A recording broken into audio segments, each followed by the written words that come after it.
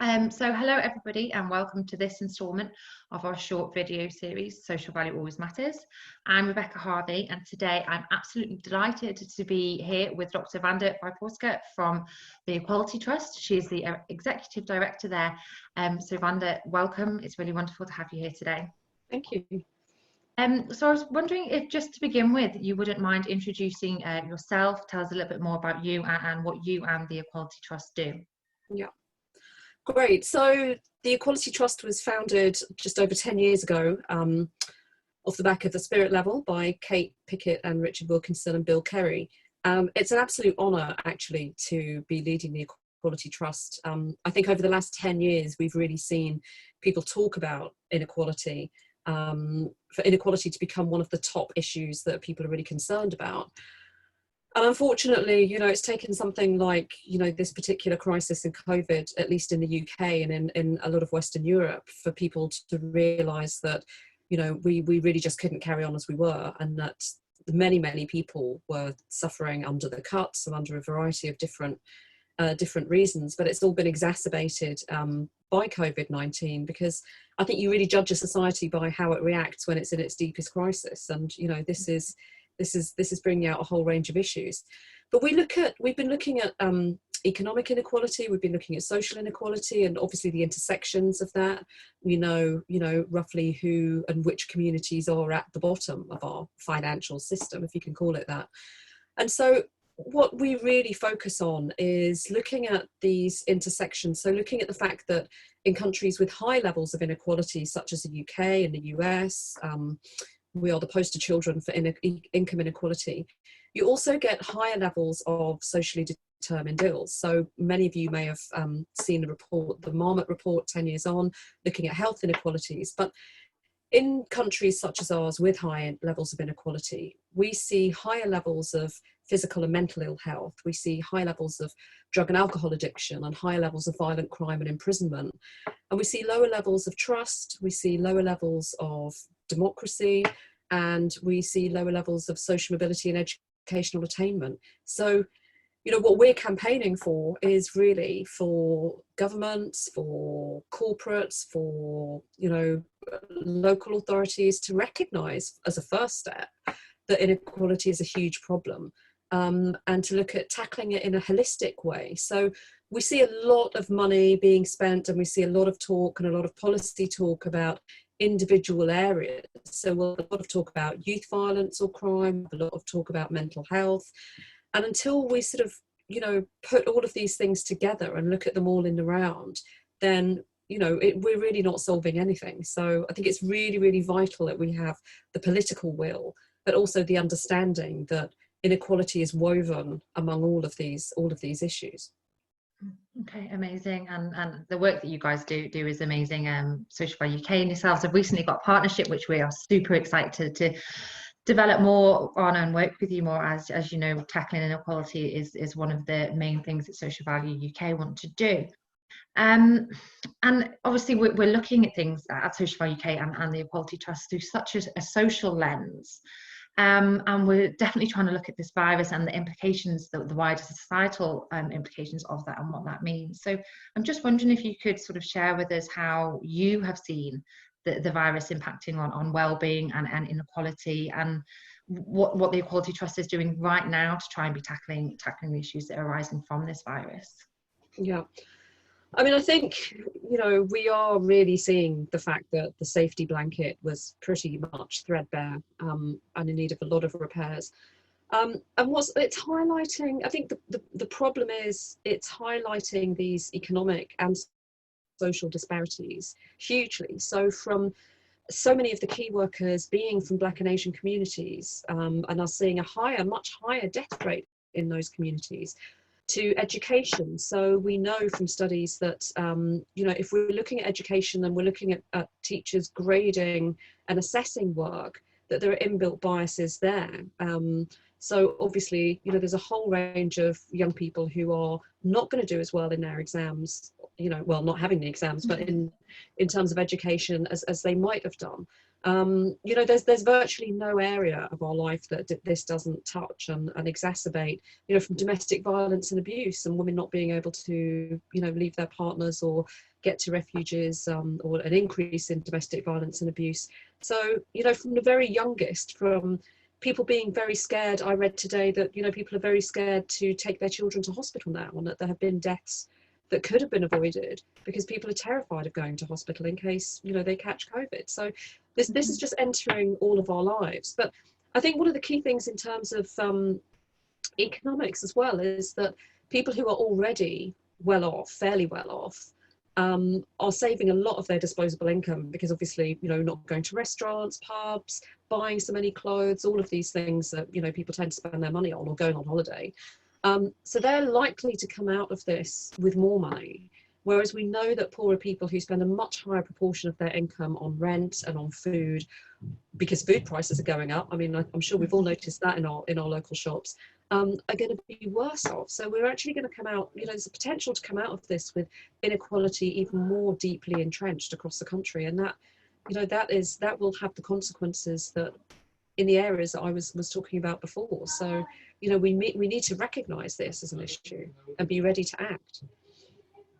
Yeah, definitely. And it is hugely, I mean, I'm seeing it in the communities that I live in here in Liverpool. There's a huge disparity between people. I'm incredibly lucky that I'm still able to work from home and have the opportunity. Many of the people in my community are part-time, you know, unsecure work, 0-hour contracts, and it's incredibly difficult. But there is a lot of community spirit, which I've seen this is fantastic to helping right now, but that's not tackling the underlying inequality issues that we see in this country. And I think it is through organisations such as yourselves that hold the government to account, that it's only by that we can actually tackle these issues. So thank you for all the work that you're doing, and it's definitely a fight that we all need to do together. So I mean, I don't know if it's too early to be discussing this, and I know you've mentioned there is the potential that actually what we might see is when we come out of this further inequality, but do you think there will be a new normal? If so, what this might be? It might be really negative, potentially it has the option to be positive. And is there anything that you think we as a society will do or learn from this virus and behave in a different manner? I mean, I'd really like to think that we will come out of this as a better society. You know, even sort of small things like, you know, again, I'm incredibly privileged, was able to go out running this morning, and the number of people I just randomly said hello to or waved to, complete strangers, you know, but it's just that feeling of, you know, let's just be a bit kinder. I do think, you know, the community spirit, the mutual aid groups, you know, people raising money for the NHS. There's two sides to this. There's a wonderful sort of giving side of people's nature, that when they are able to give and they are able to support people, they're doing that. But I think that does mask the fact that our system is so broken that we are having to do this. You know, the guy who's walking around his garden, incredible old man. But do we is this really how we're supposed to be funding our public services? So I think it's a two-edged sword. I think what this has shown is that when a government wants to act incredibly quickly and get money into people's pockets, that it can do. I know there are issues with furloughing and issues with a lot of the schemes, but these decisions can be made. And when money can be pumped into the NHS, you know, that makes a difference as well. I'd love to see more money going to local authorities, to see money going into social care. But it really shouldn't take a disaster like this, when we are absolutely on the brink, for governments and others, corporates as well. You know, we're seeing CEOs taking a pay cut. It shouldn't take a disaster for us to realise that how we want to live as a society, and the way to live as a decent society, is actually really, really easy. We know how to live as a good society. We know how to redistribute some of the wealth, some of the income. We know that we don't have to live in a society that is quite so unequal. And yet, you know, we are seeing these divisions even in the response to COVID, which is, you know, we're going to privilege some people to get access to ventilators, and we're going to make the decision to, you know, not let other people even come into hospital. I mean, you know, this is absolutely awful to see. So I'd like to think, I think in all situations, there'll be people who profit from this. You know, we're seeing hedge funds profit from this actual pandemic. We are seeing billionaires and people give some money. But again, you know, you have the situation where Jeff Bezos is giving a teeny weeny amount of money, whilst Amazon workers are still in the absolute dire situation that they're in terms of working conditions and increased demand. So there will always be winners and losers, and there will always be people who want to build a better society. And I'm hoping that there are enough of us, as I think there will be, to hold the government to account and say, look, this can be done. This is what needs to be done for society. And next time something like this happens, let's be on the front foot rather than very much on the back foot. Mm-hmm.